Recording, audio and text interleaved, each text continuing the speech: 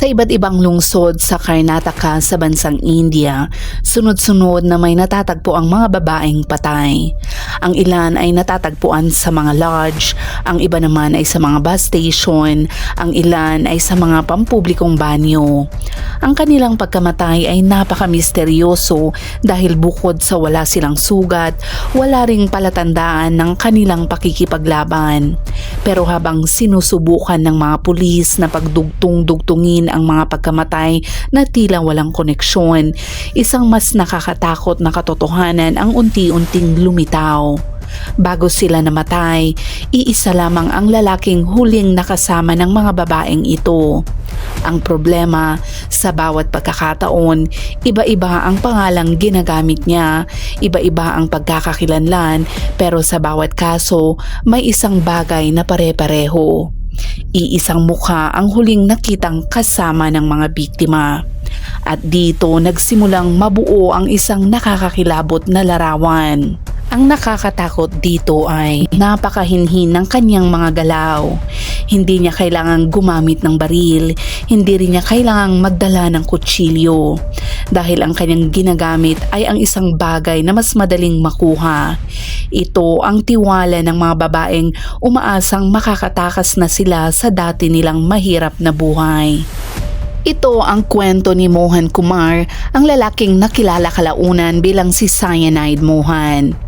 At kung kagaya kitang mahilig makinig sa ganitong mga kaso at misteryo, i-like na ang videong ito at mag-subscribe para sa mga susunod pa nating mga kwento.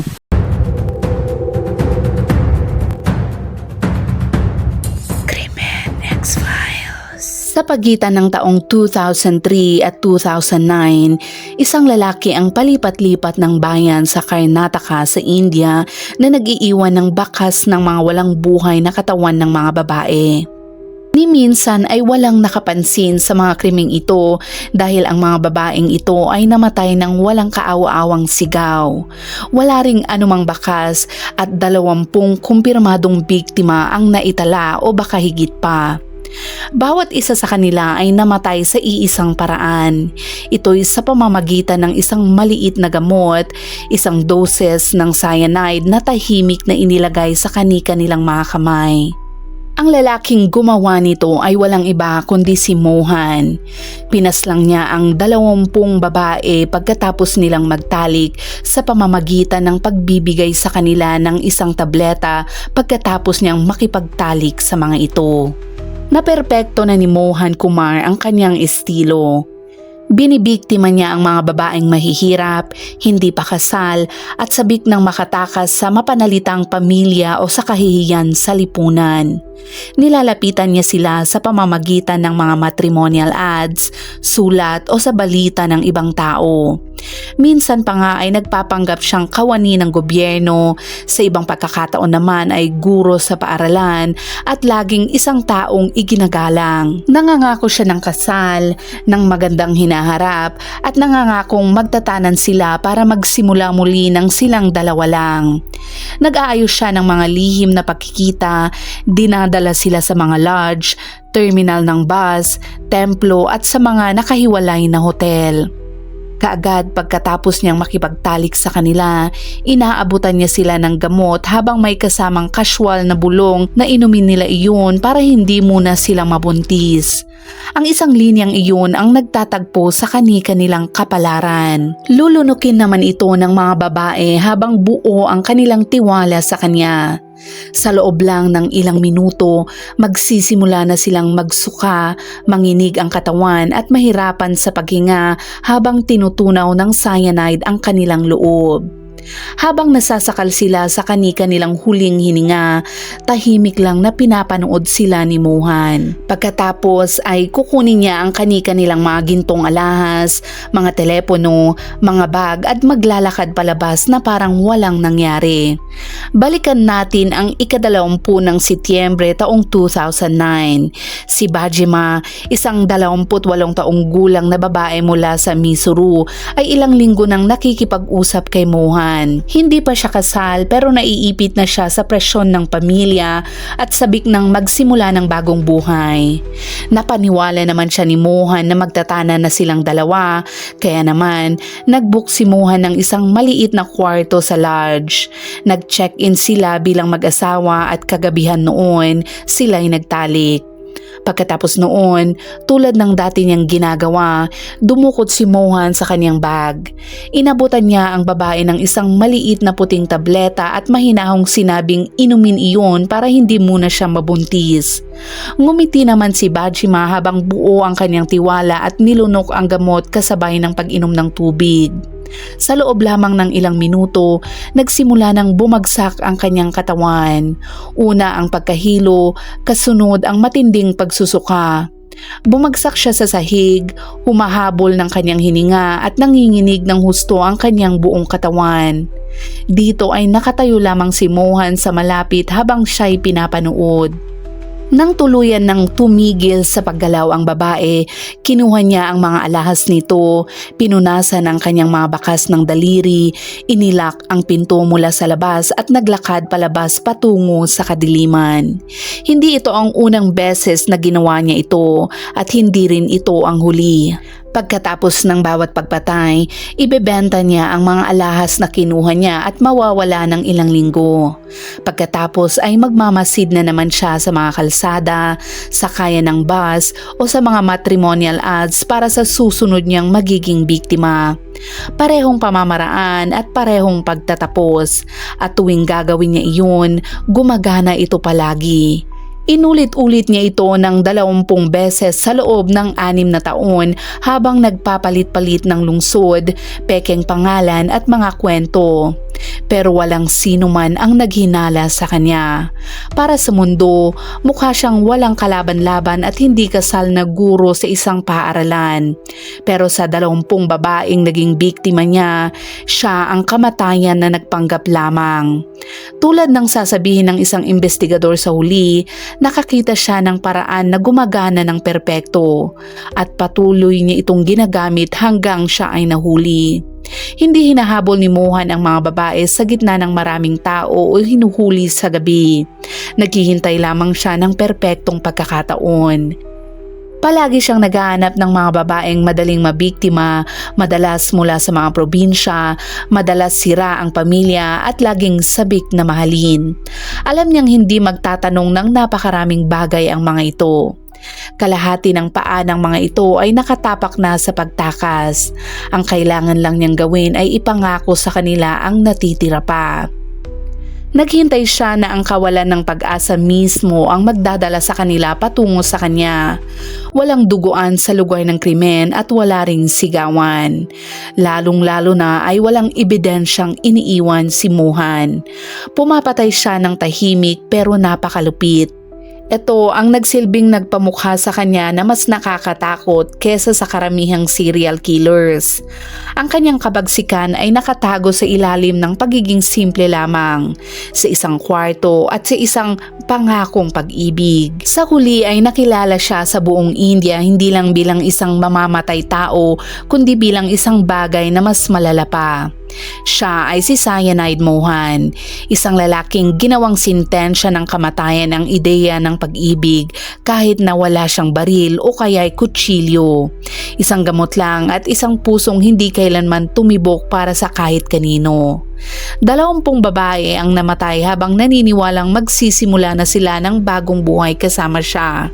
Pero ang tanging nakuha lang nila ay ang isang huling kasinungalingan. Noong una ay itinuring ng mga pulis ang mga ito bilang magkakahiwalay na pagpapakamatay. Para sa kanila, ito'y mga babaeng naglaya sa kani-kanilang tahanan. Marahil ay nahihiya, marahil ay buntis, at marahil ay hindi na kayang magtiis pa. Walang mga bakas ng pagpupumiglas, wala ring mga sugat, kundi mga katawan na wala ng buhay. Nawawala ang kanilang mga alahas, Pero may isang nakakabagabag na detalye, puting bula sa paligid ng kanilang mga bibig. Pero pagkatapos, nagsimula ng magpatong-patong ang mga tanong. Bakit lahat ng babaeng ito ay nakadamit pang kasal? Bakit walang nakarinig sa kanila na sumigaw? At bakit sa bawat solong kaso, ang lalaking huling nakita na kasama nila ay hindi na ulit nahanap kailanman? Sa buong Kartanaka, sa Udupi, Misuru, Mangluru at Hasan, may napapansing kakaiba ang mga pulis. Sa pamamagitan ng parehong kamatayan, parehong katahimikan at parehong bakas ng kawalan. Ang tanging hawak na patunay ay ang bawat babae ay nag-check-in lamang sa kwarto kasama ng isang lalaking ito. Pero ang kanyang pangalan ay laging iba-iba. Sa isang lodge, pumirma siya bilang Anand, sa iba naman ay Ravi, pagkatapos ay Prem at minsan ay Manjunat. Magkakaibang pangalan, magkakaibang dokumento pero iisang mukha. Pero sa isang pagkakataon, habang tinitingnan ng isang may mababang ranggong constable ang listahan ng lodge, napansin niya ang ilang numero ng telepono na ginamit sa pag-book ng mga kwarto ay nakakagulat na magkakahawig. At nang simulan nilang suriin ang mga CCTV footage mula sa iba't ibang lungsod, nag-abot-abot at nabuo ang mga detalye. Iisang lalaki ang laging nakikitang pumapasok sa lodge kasama ang isang babaeng nakadamit pang kasal at laging nakikitang lumalabas ng mag-isa. Dito ay lalong pinaigting ng mga pulis ang kanilang investigasyon. Nadiskubre nila ang mga peking pangalan, mga nakadiskonekta na SIM card, pero ang mukha ay nananatiling iisa. Dito ay mas sinuri ng mga investigador ang kaso. Sinuri nila ang mga taong pumasok sa lodge, mga bumili ng SIM card at mga IDs sa hotel. Dahan-dahan, ang lahat ng daan ay nagsimulang tumuro sa iisang lalaki. Ito ay walang iba kundi si Ohan Kumar. Ngayon na may pangalan na ang suspect, bumalik sila sa mga lugar ng krimen. Sa maramihang kwarto ng lodge, may mga basyong nakita sa mga basurahan, mga gamot na walang marka, isang kalahating natunaw na gamot ang nahanap sa malapit na lababo. Ipinasuri ito ng mga investigador at ang resulta at ang mga ulat ng autopsy ay nagmatch. Lahat ng babae ay namatay dahil sa poisoning ng cyanide. Ang mas nakakabagabag pa dito ay bawat katawan ay nagpakita ng mga bakas ng kamakailang pakikipagtalik at ang mga damit pangkasal, ang mga resibo ng alas na nahanap sa mga basurahan ng kwarto, lahat ng iyon ay tumuro sa iisang bagay. Pinaniwala niya sila na ikakasal na sila. Sa puntong ito ay malinaw na sa mga pulis ang pangyayari. Hindi ito basta aksidente lamang ng pagpapakamatay, kundi ito ay planado at malamig na krimen. Ito ay kagagawa ng isang serial killer na gumagalaw sa katahimikan at palipat-lipat sa mga lungsod nang hindi kailanman nahuhuli. Ang mukha mula sa CCTV, ang mga resibo ng relo, ang mga record ng tawag, ang cyanide, lahat ng ebidensya ay nakaturo kay Mohan Kumar. Pero wala pa rin siya sa mga kamay nila.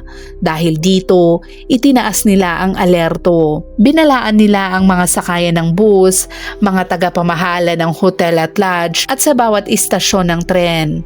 Sila ay pinag-iingat sa isang lalaking papasok kasama ang isang babae at lalabas ng nag-iisa. Pagkatapos, sa wakas ay nabalitaan nilang gumagalaw na naman siya. Pero ang sumunod na nangyari ay iyon na ang sandaling nagbago ang lahat. Pagkatapos ng katahimikan, noong ika-21 ng Oktubre taong 2009, isang lalaki ang nakatayo sa sakayan ng bus ng Nelly Nado malapit sa Vital Town sa distrito ng Daxina, Canada. Ang mga tao ay pabalik-balik at ang ilan ay may bitbit na bag. Ang ilan ay naghihintay ng susunod na bus. Sa kalagitnaan nila ay nakatayo si Mohan Kumar.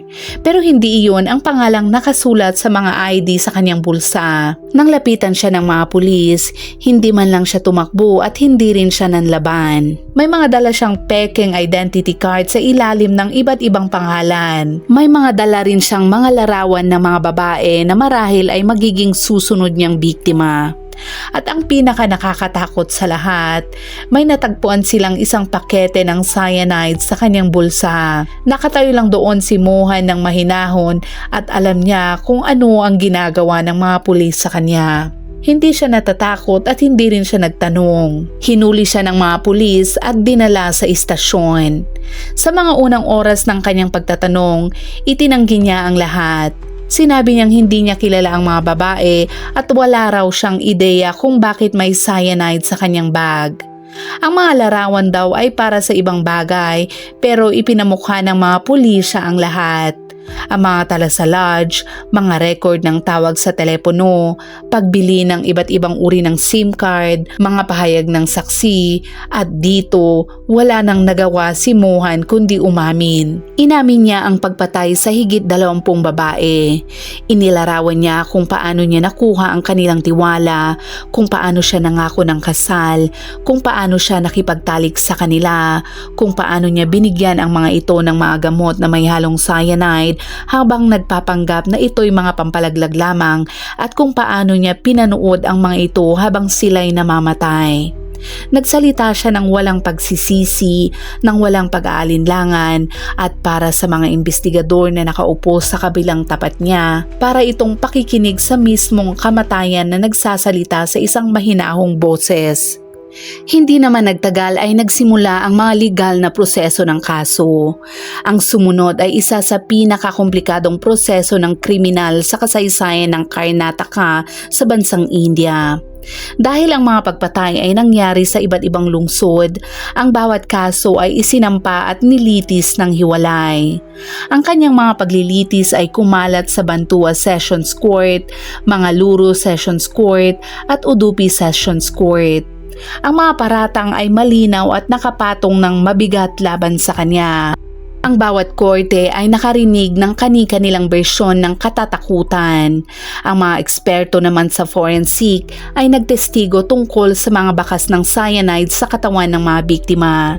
Inilarawan ng mga pamilya ng biktima kung paano nawala ang kani-kanilang mga anak at sinubukan ng depensa na ipaglaban ang mga hindi pagkakatugma pero napakabigat ng ebidensyang ipinakita nila.